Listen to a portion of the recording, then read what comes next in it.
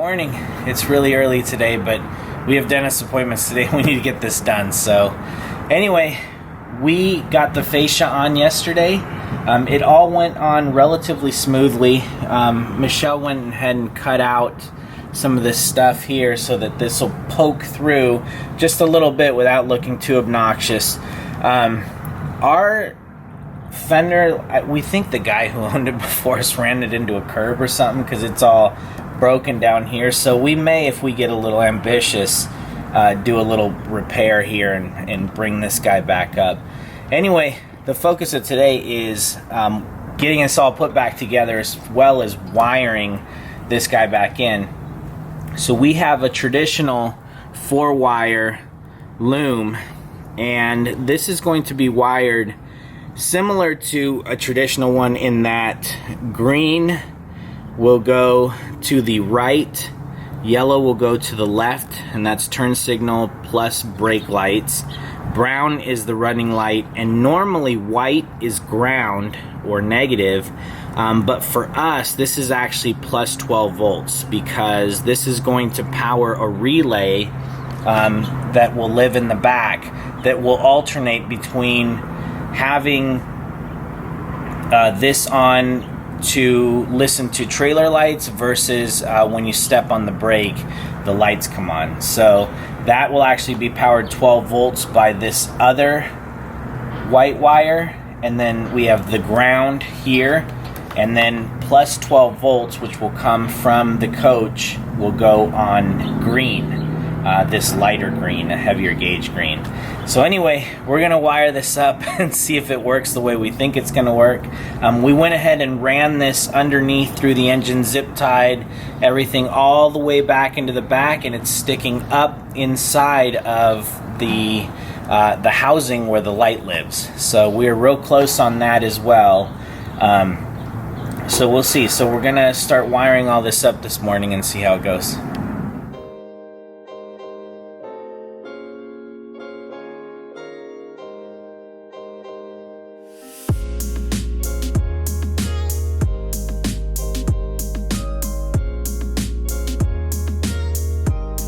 Alright, so we're securing this guy in here.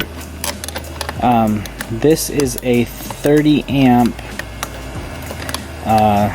breaker, so it's an auto resetting automotive style breaker. So this will ensure that the power coming in from the RV does not exceed 30 amps, and it'll charge our battery. So we're going to make a little jumper that goes from here to here, and it will charge our battery, and this green wire will go down to the power supply from the RV. Okay.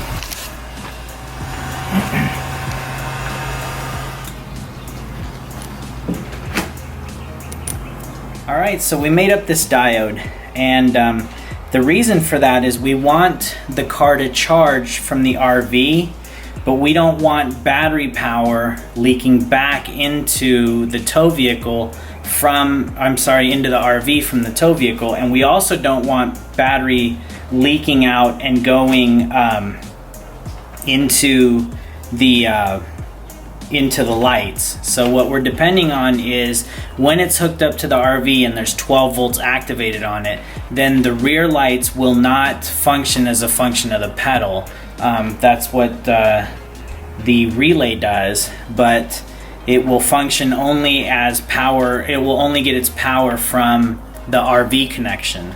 So anyway, the way we test this to make sure that this is good is if we hook up red to here and we test connectivity, and we hook up black to the other, no electricity is allowed to flow through. Now if we reverse it and we make this the power, and this is positive, and then negative goes on this side, it allows the current to go through. So anyway, so that's working the way we want it to. So we're going to go ahead and put a piece of heat shrink on here to seal it all up, and then this will be the connection that goes to the battery. Whoa! Check it out.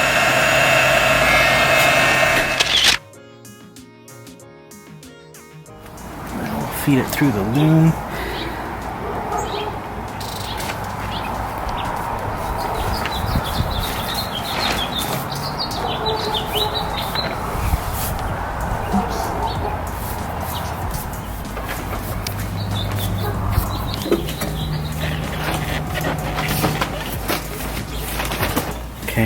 I'm gonna shove it in. Okay. Cut it with that stuff. Okay. All right, so we finished up the front and now we're in the back doing the wiring. So we've got our wire coming up here. So this is the right side. So the right side will be green. And we actually won't need the yellow here, but we will need the brown, and then the white is what's going to provide power to our relay. And so the reason we're using a relay back here is because this particular car, when you put the brakes on, even if you don't have the key in and you don't have the ignition on or anything, the brake lights will all light up. And so because of that, we have to put in a relay then to select between whether it's accepting the signal from the car itself, meaning from the brake pedal, or if it accepts the signal from the RV. Where that comes into play is if we have our turn signal on and say we're turning right, this light will be flashing. If we didn't have this relay in, what would happen is when we go to stop, so as we turn our right turn signal on and as we're going to stop, the brakes will activate on the tow vehicle and it will turn all the brake lights on. Now, if you just have a diode in here, what happens is that on for the brake light will override the flashing flasher because the diodes have two inputs and then one output, so it doesn't account for the flashing. What we did instead of the diode was put in a relay that will select between the two sources. So when there's 12 volts coming in from the RV, it'll trigger that solenoid or the relay to select the input from the RV. As soon as we unplug, those relays will click back and it will be now accept input from the truck itself.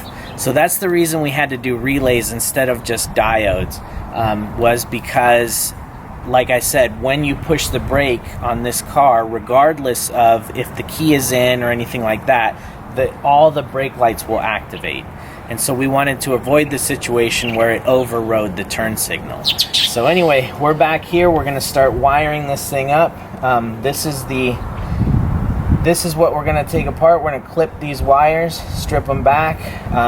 The lights, the running lights will get a diode, and the brake lights will get the relay. So that's what we're working on now. All right, so we've got the wires all run. So these are all the wires we'll need here. And then here is our wiring harness. So the problem was that this wiring harness, when it's low, when the lights are not on, for some reason produces 7 volts. So I'm not sure why, so that freaked us out a little bit. So what we did was we hooked an external power supply up to these pins, just to be sure that this light would light up without like the 7 volts or whatever. And the other weird thing is there's 4 wires here, and maybe one of them is the reverse. Maybe that's what I missed. No, because reverse is up here. No, reverse is here. Okay, never mind. Through testing the light, we determined that this blue and white one is the running lights, and this green and white one is the brake light and turn signal. I have no idea what this white and brownish cable is, and this is a ground. So, needless to say, we'll be using these two, and we'll be splicing these, and on the running lights, we'll be running, there's these special trailer diodes, and all it is 2 diodes put together with a common output. So what this will do is it'll prevent the RV from feeding back into the computer systems and stuff in the car, and it will prevent the car from feeding back into the RV. Not that there's any computer systems in our bus, but this is what we're going to use for the brakes. So this is a little bit different in that this is a switch. So we'll wire this into the green one, and so the green one will be the 30 output, and then the 87A will be this middle one, these are the normally connected, I believe. Yes, normally connected. So when there's no power, nothing's powered on, nothing's going on, these will be connected.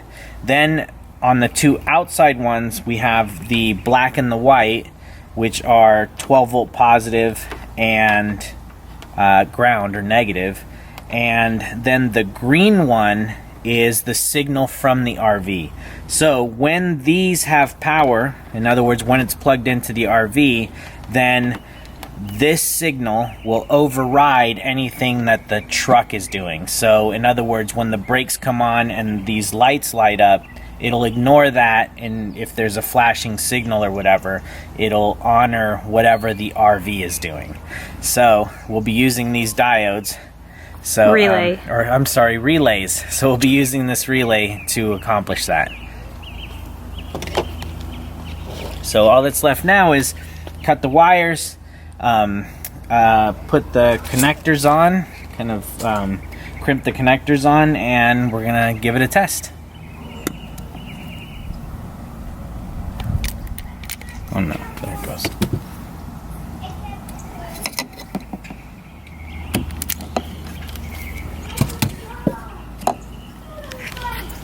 So this will be the output.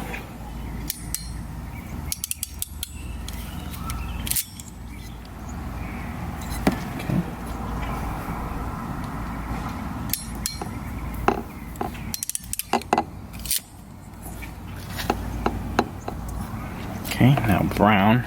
Cut our brown.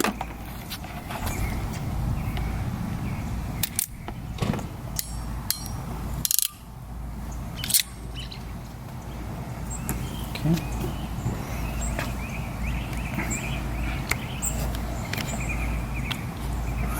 You okay? Yeah, there's bugs flying in my face.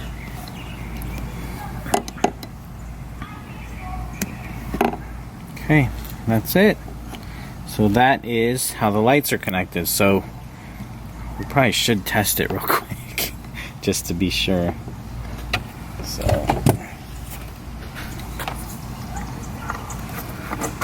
do you have the key? No.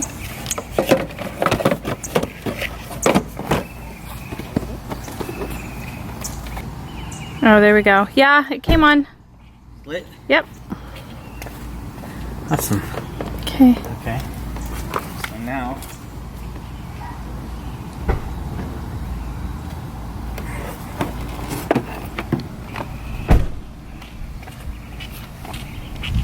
okay, so pull this guy off. Okay.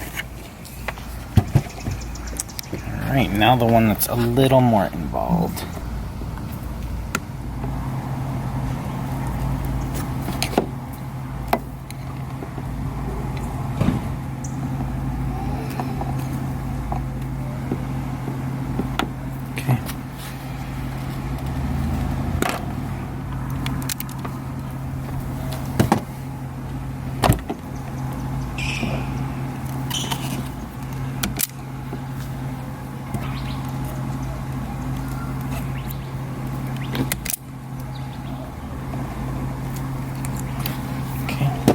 Okay, start over. You can tell them, I don't care. So we made a diagram because it got a little complicated and we smashed a mosquito on it this morning. So anyway, well, we're looking to go, let's see, 86, 85 is white. Okay, so 85 is white. 86 is black.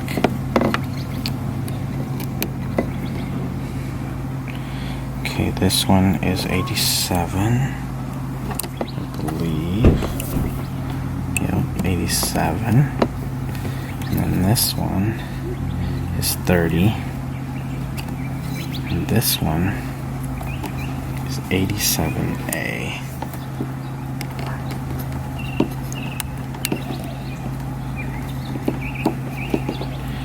Alright, so we'll test this out too. So hopefully this can kind of live in there. Yeah, I don't know, hopefully that will work. We'll see.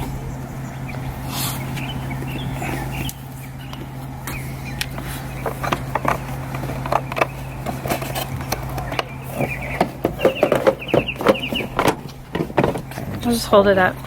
Okay, I need the key. I have to find the key. Okay, so light. Yeah, running lights are on. Brake lights on. Yep, brake light. You want to try the turn signal?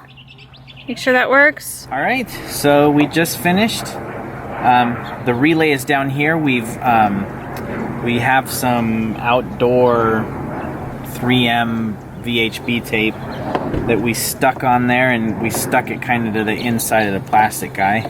This one-way relay is here, and so now we should be able to just click this in and it should work. We'll test it here in a little bit, but we've tested it already once, and it worked really well. So light goes in just like that. So we'll give it a quick test, make sure it still works.